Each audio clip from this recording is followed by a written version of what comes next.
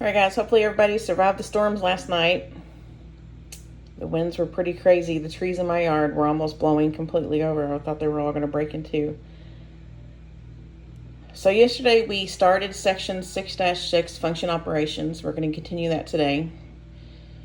Hopefully yesterday's wasn't too bad. Today's is, I don't really consider today's all that difficult. It's just different than what we did yesterday. So what we're doing today is called composite functions. And a composite function is whenever you put one function into the other function. So we're not adding or subtracting or multiplying these. We're actually replacing one into the other. And what we're going to be doing is basically we're going to be evaluating, which we've done like forever, evaluating twice in the same problem. So it says evaluate the inside function first. So whatever is the second function or the inside function, that's the one we want to look at first. So I want to start off with our first example of just evaluating a function to make sure we all remember how to do that before we go to the composite functions. So it says evaluate, which remember evaluate just means plug numbers in and solve. So I have my function f of x equals 5x plus 6. And then it says 4 f of 4. So all this means is that you're going to replace the 4 back in right here for the x and then just do order of operations. That's all you're doing. All right, so I want you to kind of pretend that this is not here, okay? Just for a minute, forget about the f of x. We've done this before, so it doesn't confuse you whenever you're working out the problem. All right, so I'm going to take that 4 and I'm going to plug it in right here for the x.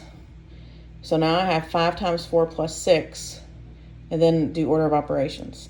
So again, I do have parentheses, but there's nothing on the inside of them to do. So I don't have to do parentheses. I don't have any exponents. So next I move to multiplying, which I do have multiplying. So I'm going to take 5 times 4, which is 20, and then I add those together and I get 26. So basically all we're going to be doing is similar evaluation problems. We're just going to be doing 2 on each problem. Okay, and I only have 2 examples to go through. All right, so our first composite, it says find each composite function. So remember composite, we're putting one into the other and we want to do the inside one first, okay? So it says let f of x equal x minus 5. So there's one of them. And then g of x equals x squared. What is, and I'm going to show you, that's like it's not a degree symbol, but it's an open circle like that. So it's not a multiplication sign. So it says G composite F, or a lot of times we just say GOF for short. So G composite F, and then for negative 3 or of negative 3. All right, so since f is listed as the second function, right here, f is the second letter, it's the second function, it's considered the inside function. So that's the one that we evaluate first. So whatever letter is here, and you can have any letter, guys. You can use, a lot of times they just stick with G and F, but you can have H's and, I don't know, T's, B's, you know, whatever letter they want to plug in. All right, so I'm going to take my f function, which is right here, x minus 5, and I'm going to replace the x with negative 3, and that comes from that number right there, okay? So I'm using the inside function, which is f, x minus 5, and I'm going to replace the x with negative 3. And I only have to do one thing. Negative 3 minus 5 is negative 8. So when I evaluate the first function, I get negative 8. And now what we do is we take that negative 8 and plug it into the other function, the g function, okay? So the g function equals x squared. That's coming from right here. And then I'm going to take that negative 8 that I just found. I'm going to replace it back in for the x. So I have negative 8 squared. Negative 8 times negative 8 is positive 64.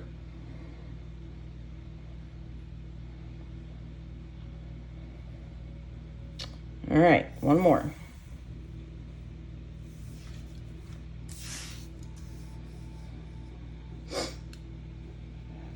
All right, this time it says let f of x equals 2x. and g of x equals x squared plus 4. So I have two different functions, and they want me to find f composite g, or a lot of times we just call this fog. But f composite g of 5. So I'm going to be plugging 5 in first to the g function because it's the second one, or it's the inside. That's where I'm going to start. So since g is listed second, it's the inside function, and we evaluate it first. So my g is x squared plus 4. And I'm going to plug the 5 that they gave me right here back into the x.